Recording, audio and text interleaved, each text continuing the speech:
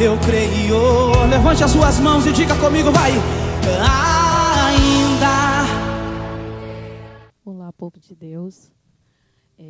Nesta noite nós estamos dando início a uma segunda aula da nossa lições teológica, que tem por título a sublimidade das bênçãos espirituais em Cristo.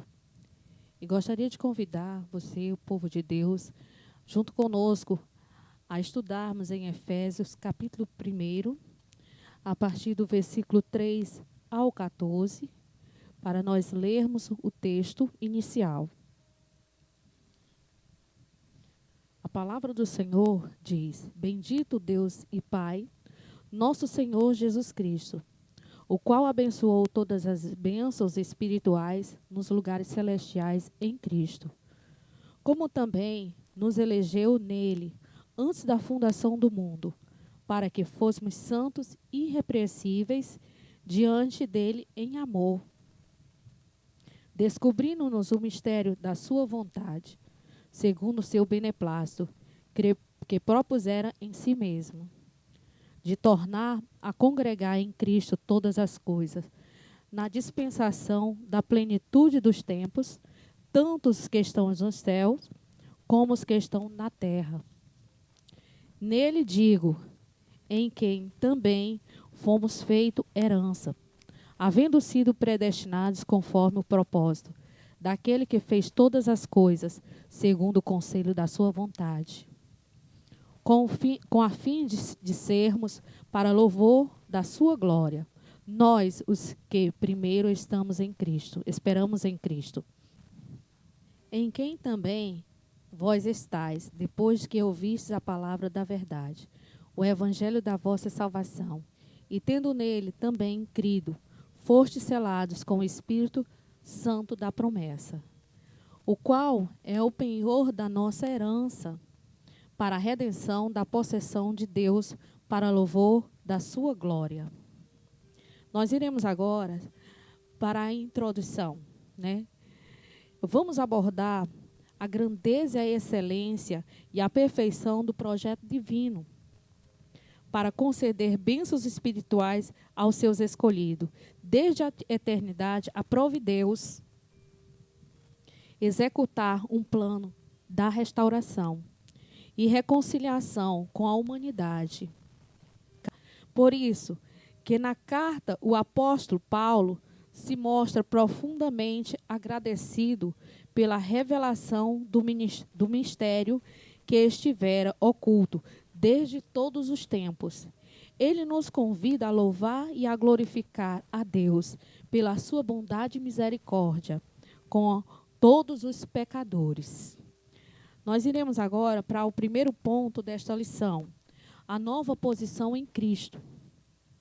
No passado estávamos perdidos e condenados à morte eterna, mas por sua infinita graça, Deus nos outorgou a Cristo o privilégio da salvação. Então, nós estávamos condenados. Nós já tínhamos nascido condenados à morte eterna sem Deus. Mas aí o Senhor nos deu uma oportunidade. Ele nos deu o seu Filho, nos entregou o seu Filho amado, Jesus Cristo.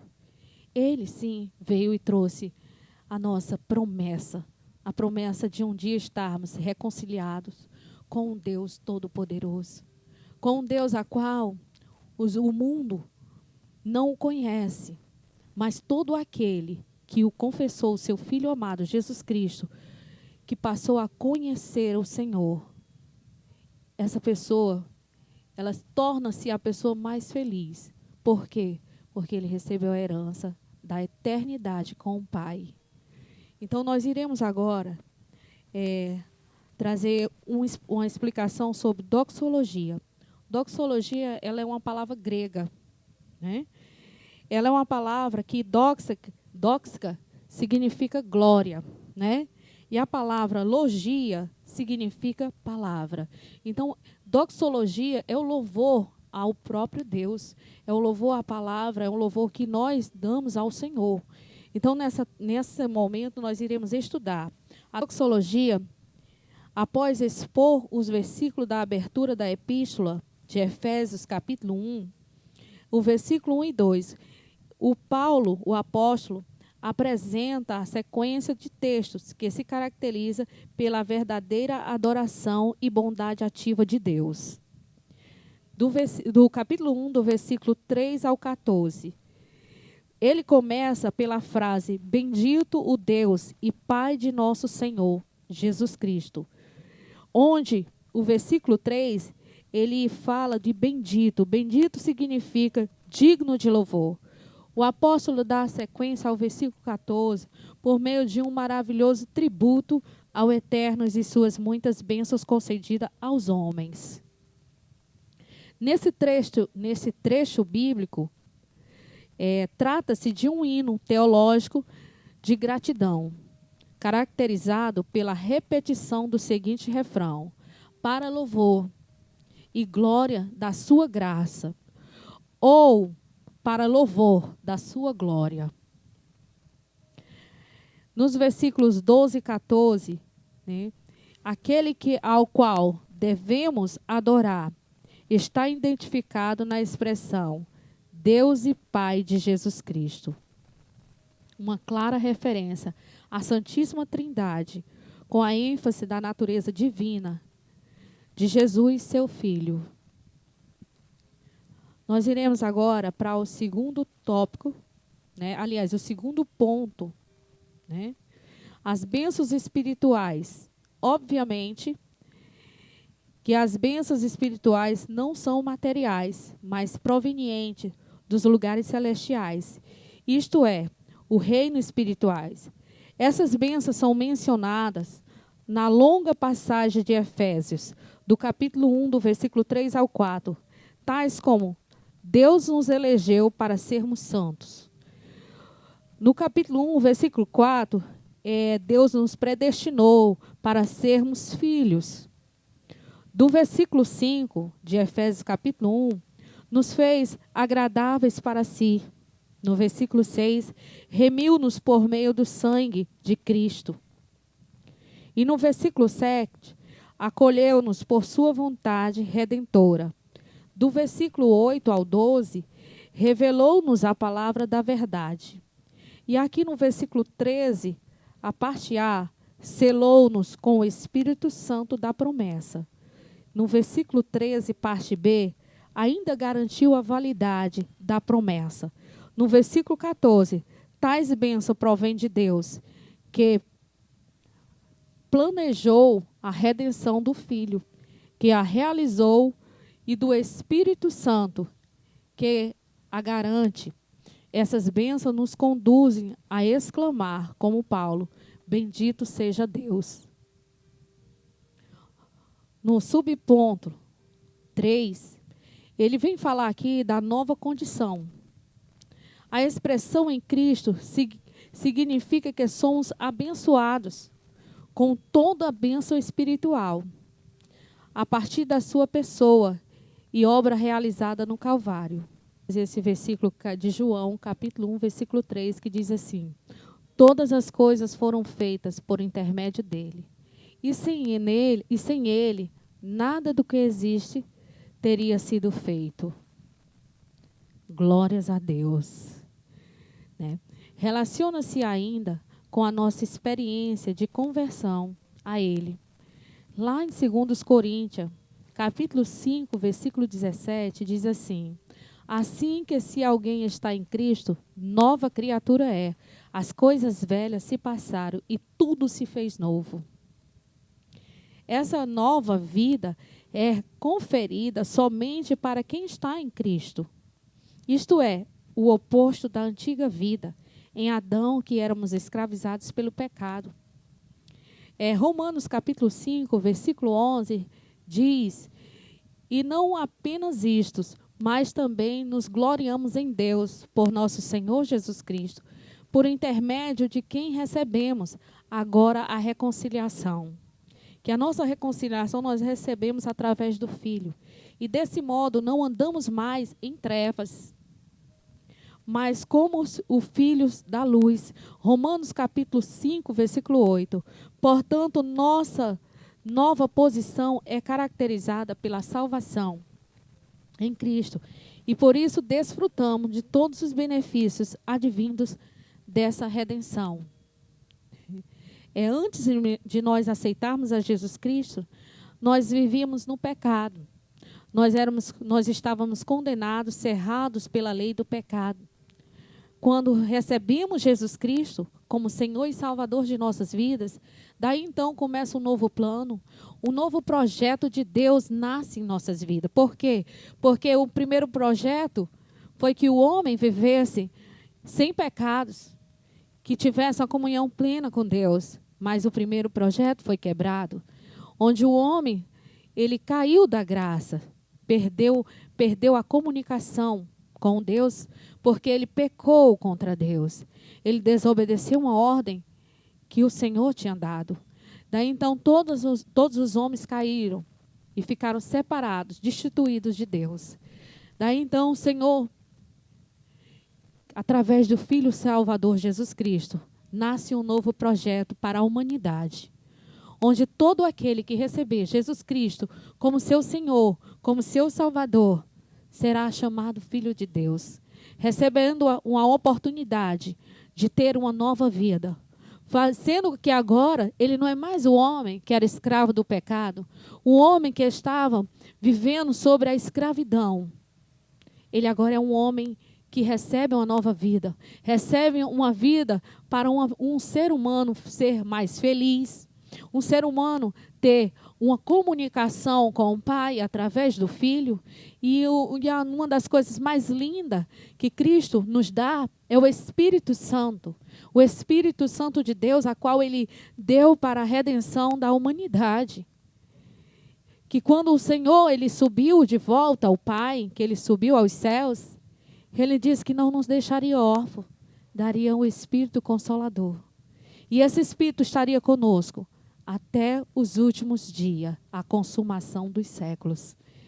Então essa é uma promessa maravilhosa e que eu posso afirmar que esta promessa, nós estamos vivendo aqui sim, já nesse presente século, porque temos um Espírito Santo, aquele que nos ajuda, aquele que nos auxilia, aquele que faz do homem fraco um homem com uma nova forma de ver as coisas. Aquele que era medroso já passa a ser uma pessoa positiva, onde o fracasso não faz mais parte da sua vida, onde a derrota já foi derrotada no Calvário. Então você agora é um novo homem, uma nova mente, com um novo coração, porque é isso que Cristo nos deu. E tudo isso faz parte de um projeto de Deus para a minha e para a sua vida. Então nessa noite nós estamos aqui para aprendermos.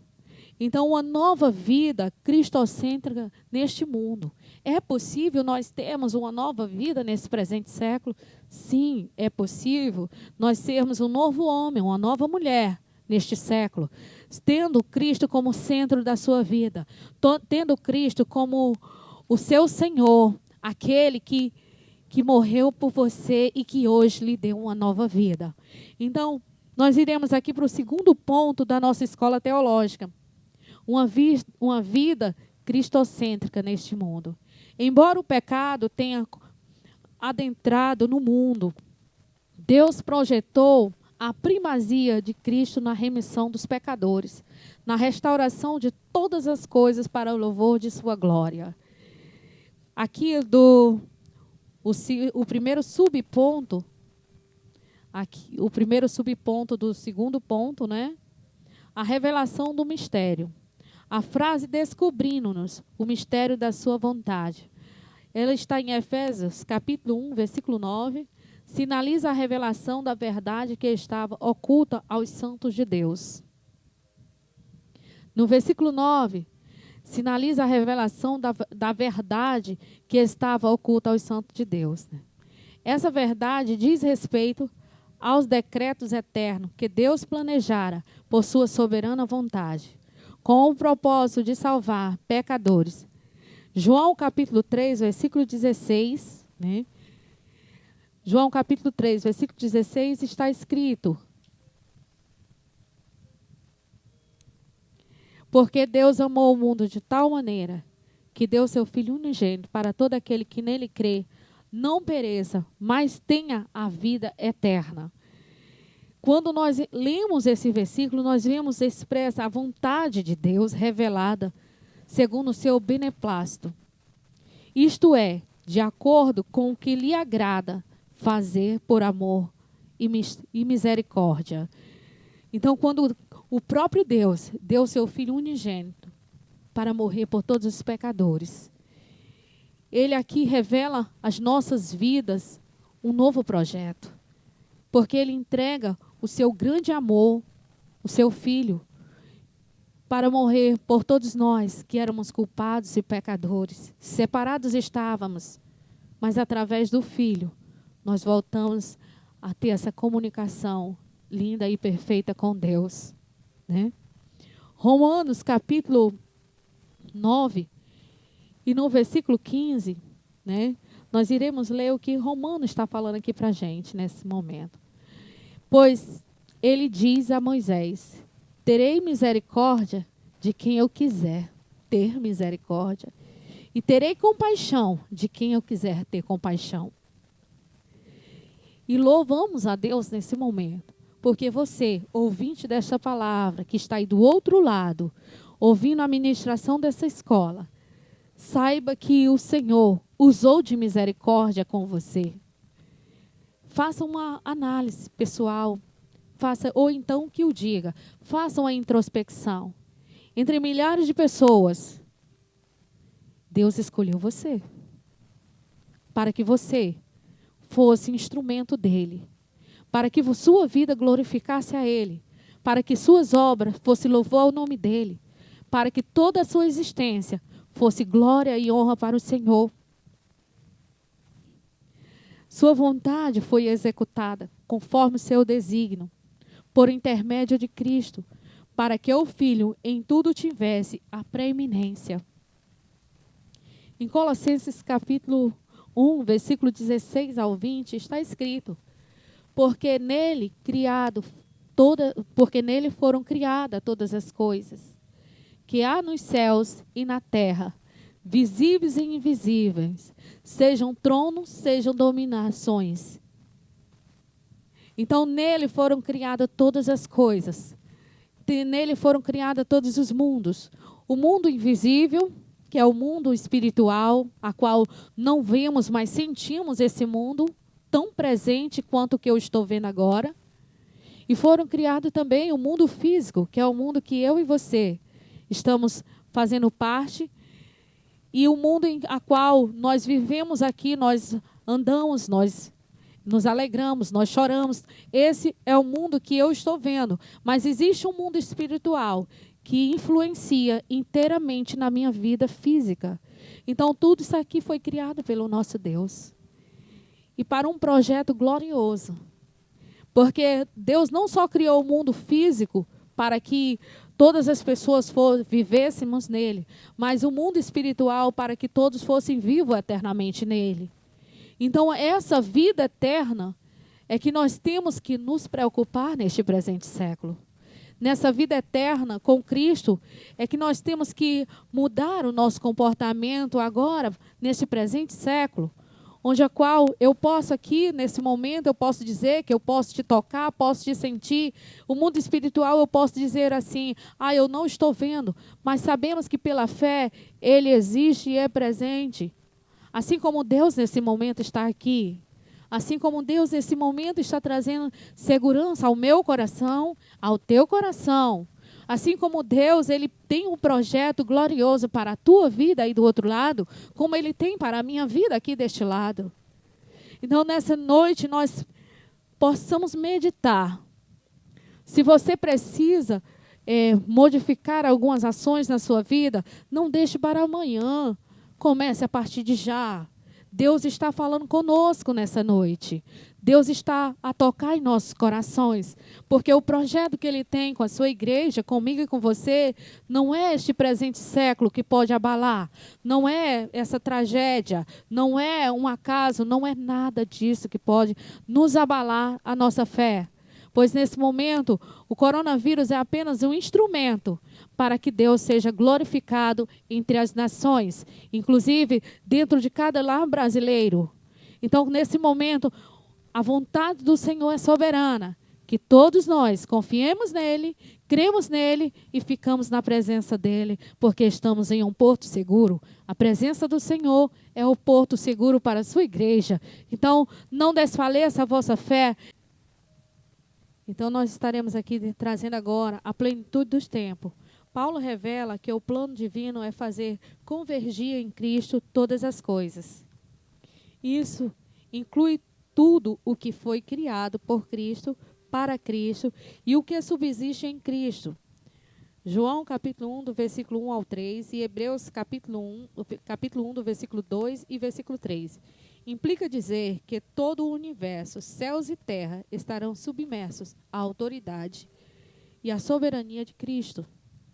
Romanos capítulo 14, versículo 11, e 2 Coríntios capítulo 10, versículo 5, neste sentido, a ruptura a provocada pelo pecado de Adão é restaurada completamente em Cristo. Essa declaração não tem conotação universalista. A ideia de que o fim de todos serão salvos, mas que finalmente tudo será como Deus planejou. Cristo, a cabeça da igreja, né? Também a cabeça do universo. A dispensação ou a administração desse plano será na plenitude dos tempos, do Efésios capítulo 1, versículo 10.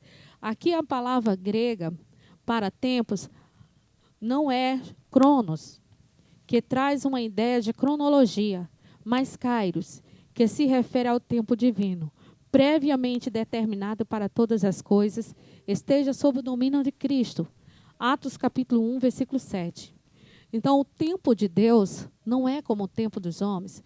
Louvor da sua glória. O apóstolo Paulo enfatiza que as bênçãos são destinadas aos crentes judeus e gentios. A igreja, Paulo muda do pronome nós, ele e os judeus, para o também vós. Os crentes de ambos os povos são herdeiros da promessa. Todo aquele que receber Jesus Cristo já tem a promessa de Deus. A primeira promessa foram para os filhos, né? Foram para o povo hebreu, o povo judeu. Mas todo aquele que receber Jesus como Senhor e Salvador da sua vida, esse também é participante da promessa. E eis aqui o vós, que somos nós, o gentil. Todo aquele que receber Jesus Cristo como Senhor e Salvador, esse passa a se tornar filho de Deus. E a promessa já é para mim e para você também, que recebemos Cristo. Ele ratifica igualmente que o propósito da eleição não é outro senão louvar e glorificar a Deus. Isso assinala não somente adorá-lo com palavras e ações, mas também levar outros a fazer o mesmo. Deus te chama para a presença dele, mas para que você vá, e a própria Bíblia diz que nós temos que fazer novos discípulos. Vai e des fruto. E esse é o fruto, trazer outras pessoas para que conheçam Deus, para que sejam participantes também da promessa divina. Por conseguinte, tudo que somos, fazemos ou possuímos, vem de Deus, pois começa com a sua vontade e culmina na sua glória. Então, todas as coisas são do Senhor. Você é do Senhor. Tudo que você faz, tudo que você tem, é do Senhor. Então, tudo que você for fazer, faça para louvor e honra do nome do Senhor. Nós estaremos agora no terceiro ponto, onde o Espírito Santo, o penhor da nossa herança. Nós iremos falar um pouco do Espírito Santo. Desempenha um importante papel no plano da salvação, idealizado pelo Deus Pai. É o selo do Espírito Santo, aquele que ouve a palavra de Deus, o evangelho da salvação, e que por meio da fé se rende a Cristo, recebe o selo do Espírito Santo no momento da sua convenção. Título capítulo 3, versículos 5 ao 7. Nos tempos bíblicos, o selo era usado como um sinal de propriedade e posse pessoal. Ao conceder o Espírito Santo crente, Deus identifica os que pertencem a Cristo, pois o Espírito testifica aqueles que são filhos de Deus. Então, o Espírito Santo, ele é um selo, uma das promessas de Deus para as nossas vidas. Então, nesse momento, você saiba que o Espírito Santo faz parte do projeto de Deus em sua vida. Não podemos excluir a ação do Espírito de nossas vidas. Pelo contrário, o Espírito Santo ele é responsável por todos os benefícios em Cristo Jesus na nossa vida. De você ser um novo cristão, de você ter novas ações, de você ter agora um outro comportamento, um outro coração, uma outra mente. Tudo isso é o trabalho do Espírito Santo. O Espírito Santo ele veio para converter o ser humano, veio para convencer o homem do juízo e do pecado. Então, nesse momento, assim, a terceira pessoa da Santíssima Trindade tem um papel fundamental de regenerar, purificar e santificar o pecador. Ele é quem convence o ser humano do pecado, da justiça e do juízo, como já foi falado. E que também produz no crente o verdadeiro relacionamento com Deus por meio do fruto do Espírito, em Gálatas capítulo 5, versículo 22 e 23. O Espírito Santo, ele é o responsável por esse relacionamento. O que o Espírito Santo faz na vida do crente? Ele começa a trabalhar no interior do crente. Ele começa a trabalhar nos sentimentos do crente, nas emoções do crente. Ele começa a produzir no crente um novo pensar, uma nova forma de agir, um novo olhar. E ele vai trazendo para a vida daquela pessoa um novo pensar. E esse novo pensar é mudança de atitude. Então, o penhor da nossa herança, né? O penhor da nossa herança. O termo grego, arrabon, pode ser traduzido como depósito, penhor, garantia ou ainda primeira parcela. A palavra tem origem semítica e era usada nas transações comerciais para assegurar o preço ou garantir o pagamento de algo. Paulo ensina que o Espírito Santo é depósito que garante a nossa herança em Cristo Jesus. E nessa noite já estamos gratos ao Senhor e desde já louvamos a Deus pela sua vida, pela vida de nosso pastor, que nesse momento esse trabalho foi feito porque ele não está, mas o próximo trabalho já é com o pastor novamente. E que Deus em Cristo abençoe a todos em nome de Jesus. Amém.